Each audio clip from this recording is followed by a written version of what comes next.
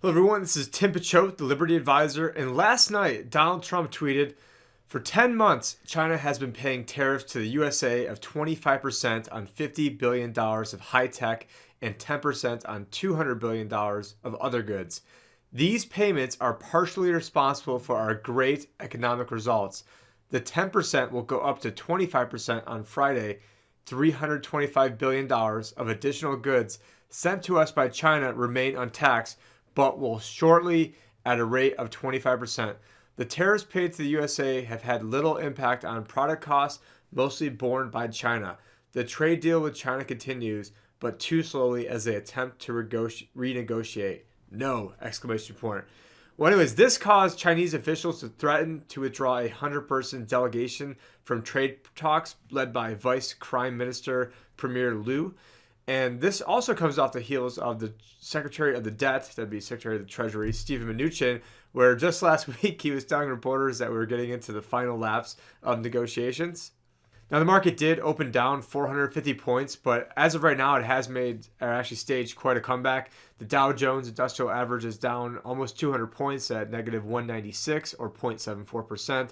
The S&P is down 2397 or 0.81%. And the NASDAQ is down 0.94%. And then if we look at the major averages, the big news to write home about is actually the Shanghai Composite Index down 5.58%. We've got gold hanging in there, just up 0.08%. And then looking over at the crypto markets, we've got Bitcoin, which is just down slightly the past hour, but it looks actually past 24 hours is up 0.3% at $5,735. But also important to keep in mind here, as you guys can see, that it is up over 9% over the past week. But we have other ones over here. It looks like Ethereum is up 11%. We've got Bitcoin Cash up 14.4. But getting back to Donald Trump news, I sort of figured, okay, well, did Trump tweet something recently that may have tried to soften the tensions a little bit? And it looks like actually at 4 a.m. East Coast time, Donald Trump tweeted out, the United States has been losing for many years, $600 to $800 billion a year on trade. It's huge. With China, we lose $500 billion. Sorry, we're not going to be doing that anymore.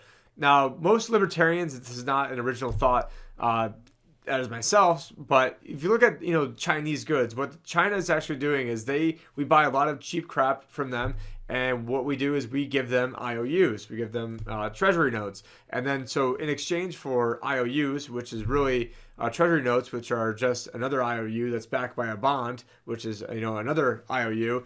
What we're doing is we're giving them fake digital money, and they're giving us actual real goods. So if you take a look at who's actually getting the raw end of the deal, I would surmise that the people who are getting United States Treasury, aka basically made up digits on a keyboard, are the ones who are actually getting the raw end of the deal. Then you have the U.S., who's always trying to find ways that it can throw around its weight in terms of trying to weaponize the petrodollar. And I can't really remember, but it was about a year or two ago that we were threatening China with different sanctions when it came to the SWIFT system.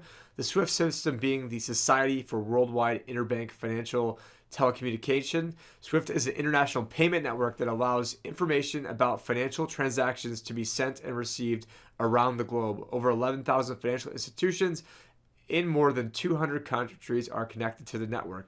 Now, you might not realize, but China and Russia just joined together. This is actually a Chinese-led system that is called CIPS, or the China International Payment System. And hopefully decentralized peer-to-peer crypto options will make all this irrelevant. But also, let's not forget that China also has their gold-backed yuan oil contracts. And this is something I did write about on Steemit last year. I'll have the article down below in the links. And all of these recent moves show that China is just biding their time as they set up alternatives to the U.S.-dominated financial markets. And one thing that is important to keep in mind is it's not like China's dictator. Their president, has to worry about upcoming elections because he's basically the president for life. But Donald Trump does have to worry about elections. And if a trade deal were to be reached, I can pretty much guarantee that it will definitely underwhelm the markets. Everyone's expectations for this are very, very high. But, to me, what's probably going to happen is it's going to be a lot like NAFTA, where all we really did was change the name. Now it's the USMCA. We did a few little things on the periphery of the edges. And now all of a sudden, the deal that we were told was the worst deal in the history of America is now all of a sudden the best deal in the history. So what I imagine is going to go on is a very similar thing where, we talk, we pound our fist of how, tough we are. And then with the deal that's going to be done, it's probably going to bear little resemblance to anything that was initially talked about. And it's going to, be perceived as, another win in the win column for Donald Trump, which is something he needs badly. However, this could be a moment where it's more of a buy the rumor, sell the fact. And so we don't actually want to have the fact ever come to light, because if the fact were to come to light, then the market could sell off. So, a lot of times what you see is that when it comes to presidential elections, what really matters in terms of getting reelected again, everything has to do with the stock market performance the prior 3 months leading up to an election. It actually does have an 86% track record of predicting the winner. I think this entire thing is just an exercise to kick the can down the road, because really what they're trying to do is maybe time this cycle where, have, all this good news on the trade deal, bad news on the trade deal, good news on the trade deal, bad news on the trade deal. But, how many times can the stock market keep rallying on pretty much the same news? And so, and then we all, hear in the news that, our stock market is hitting all-time new highs. But if you take a look, it's barely incrementally higher than it was in January of 2018. But I don't really expect anything substantial to come out of this. Like I said, there's very little upside I think the president could have of having a deal that gets done, because any deal that, the American public, or at least, all the Trump voters think is going to be done, is probably not going to be what actually happens in real life. So what does this mean for you guys' money? Just want to give a quick plug for Innovative Advisory Group, which is the RIA that I'm affiliated with.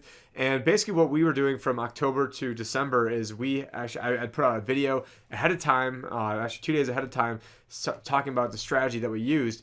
And what we did is, in addition to crypto and precious metals, we had this boom bust strategy where basically if the market were to plunge, we had a small amount of the portfolio and put options to protect it, which, if you're not an experienced investment person, then I would not, mess around with put options at all. This is not investment advice. You can speak to your own advisor. If you don't have one, shameless plug, then you can talk with ourselves. The rest of the portfolio we have pretty broadly diversified. So that way, if the market ends up soaring, if there's some sort of melt up, or hey, we've got QE97 launched and the market's up 100%, and let's say the option costs 2%, then now our clients hypothetically would be up 98%. On the flip side, the market absolutely crashes. The put options then would soar in value, and then depending on the price of the put option, basically we could actually quantify what your actual max loss is. So, we might be in a situation where we can say, hey, you know what, the market goes down 80%. Hypothetically, you would be down 8. I'm not saying that 8 is the number.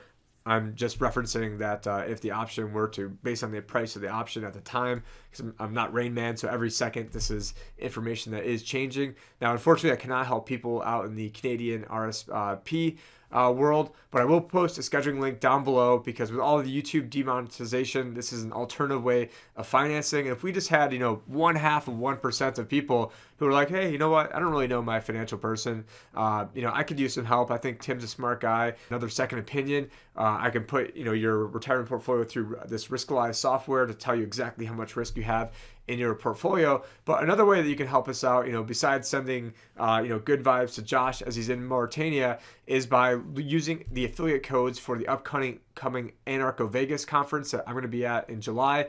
I believe Josh is going to be speaking, and I originally thought I was speaking, but they ended up getting a little guy by the name of G. Edward Griffin on as a speaker, so obviously he's a lot bigger draw than me. But then, parlaying things, that G. Edward Griffin also has his Red Pill Expo coming up next month in June. Sort of amazing how much the time's already flying on this.